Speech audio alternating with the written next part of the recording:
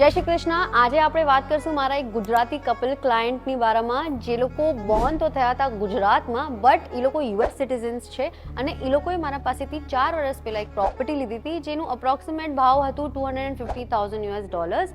હવે એ પ્રોપર્ટીમાં એમને 40-60નું payment plan મળ્યું હતું. 40% એ લોકોને 4 યર્સમાં દેવાના હતા.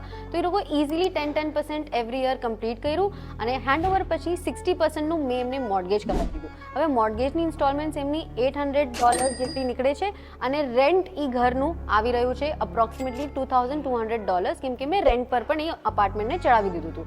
હવે આમાં એ લોકોએ સેવ કર્યા $1,400, જેમાં એમને યુએસના ઘરનું પણ રેન્ટ નીકળી જાય છે અને એ લોકોનું કેપિટલ એપ્રિસિએશન પણ થયું દુબઈની પ્રોપર્ટીમાં, કેમ કે દુબઈની પ્રોપર્ટી માર્કેટ એટલી સ્ટેબલ છે અને હવે એ લોકો આ ઘરને આગળ વેચવાના છે અને આવી રીતે એ લોકોનું પોર્ટફોલિયો ડાયવર્સિફાય કરવાના છે. તો મારા આ ગુજરાતી ક્લાયન્ટ્સ તો હતા સ્માર્ટ ઇન્વેસ્ટર્સ. શું તમે પણ એક સ્માર્ટ ઇન્વેસ્ટર છો?